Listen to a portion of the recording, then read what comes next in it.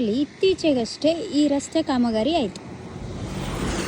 But ರಸ್ತೆ ಚಂದ ಮಾಡಿದರೆ ನಮ್ಮ MLA ಅವರೆಲ್ಲ ಬಂದು ಉದ್ಘಾಟನೆ ಮಾಡಿದರು. ಬಟ್ ವಿಷಯ ಅಂತ ಗೊತ್ತಾ, ರಸ್ತೆ ಬದಿಲಿ ಅಲ್ಲಲ್ಲಿ ಈ ರೀತಿ ಮಣ್ಣು ಹಾಕಿದ್ದಾರೆ. ಕಾಮಗಾರಿ ಮುಗಿದ ನಂತರ ವೇಸ್ಟ್ಗಳನ್ನ ಈ ರೀತಿ ಹಾಕಿದ್ದಾರೆ. ಇದೇನಾಗುತ್ತೆ, ಈ ಸಣ್ಣ ತಿರುವು ತಗೊಳ್ತೀವಲ್ಲ, ಆ್ಯಕ್ಚುಲಿ ಇದು ನಮ್ಮ ಮನೆಗೆ ಹೀಗೆ ಹೋಗೋ ದಾರಿ. ಈ ತಿರುವು ತಗೊಳ್ಳಲ್ಲಿ ಈ ಕಲ್ಲುಗಳೇನಿದೆ ಇದು ಮಳೆ ನೀರು ಬರೋದು ಕಾಣಿಸೋದಿಲ್ಲ. ಜೊತೆಗೆ ಈ ಮಣ್ಣೇನಿದೆ ಇದು ಮಳೆ ತುಂಬ ಇದ್ದಾಗ ಇಲ್ಲಿ ಕೆಸರಿರುತ್ತೆ, ರಸ್ತೆಗೆ ಹೀಗೆ ಬಂದಿರುತ್ತೆ. ಕಾಂಕ್ರೀಟ್ ರೋಡ್ಗಳಲ್ಲಿ ಮೊದಲೇ ಪ್ಯಾಚಿ ಕಟ್ಟಿದರೆ ಕೇಳೋ ಹಾಗಿಲ್ಲ, ಅದು ಬೇರೆ ವಿಷಯ. ಬಂದು ಈ ಸಣ್ಣ ಕಲ್ಲು ಕೂಡ ಮಳೇಲಿ ನಿಮಗೆ ಮುಖಕ್ಕೆಲ್ಲ ಮಳೆ ನೀರು ಬೀಳ್ತಾ ಇರುತ್ತೆ. ಹೆಲ್ಮೆಟ್ ಹಾಕಿದರೂ ಕೂಡ ಕೆಲವೊಮ್ಮೆ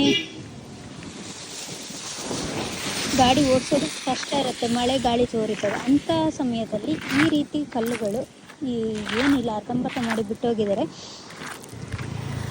ಈ ಕಲ್ಲುಗಳೇನಾದ್ರು ಟಯರಿಗೆ ಸಿಕ್ಕಿ ಸ್ಕಿಡ್ಡಾದರೆ ಉಂಟಲ್ಲ, ಅವನ ಕತೆ ಮುಗೀತು. ಬಿದ್ದು ತರ್ಚಿದ್ರೆ ಮುಖ ಮೂತಿ ಎಲ್ಲ ಕಿತ್ತೋಗ್ತದೆ. ಏನು ಇಷ್ಟು ಚಿಕ್ಕ ಕಲ್ಲು ಅಂತ ಅನ್ಕೋತೀರಾ, ಇದು ದೊಡ್ಡ ಸೈಜು. ನಿಮ್ಮ ಊರುಗಳಲ್ಲೂ ಕೂಡ ಇದೇ ಹಣೆ ಬರ ಉಂಟಾ?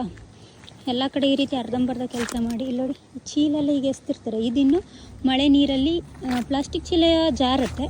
ಬಟ್ ಈ ಚೀಲ ಇದೆಲ್ಲ ಇದು ಕೊಳೆತು ಕೆಸರಾಗಿ, ಗನ್ನಿ ಬ್ಯಾಗ್ ಫೈನ್ ದಾರದಲ್ಲಿ ಮಾಡೋವಂಥ ಚೀಲ ಕೊಳೆತು ಕೆಸರಾಗಿ ಈ ರೀತಿ ಆಗಿರುತ್ತೆ. ಸ್ವಲ್ಪ ನಡೆದಾಡುವಾಗ ಕೂಡ ನಿಮಗೆ ಸ್ಕಿಡ್ ಆದರೆ ಹೋಯ್ತು. ನೋಡಿ, ಅಲ್ಲಿ ಆಗಲೇ ರಸ್ತೆ ಆ ಸೈಡೆಲ್ಲ ಕಾಂಕ್ರೀಟ್ ರಸ್ತೆ ಪಾಚಿ ಕಟ್ಟಿದೆ. ಹೀಗಾದರೆ ಹೇಗೆ? ನಿಮ್ಮೂರಲ್ಲೂ ಹೀಗೇನಾ?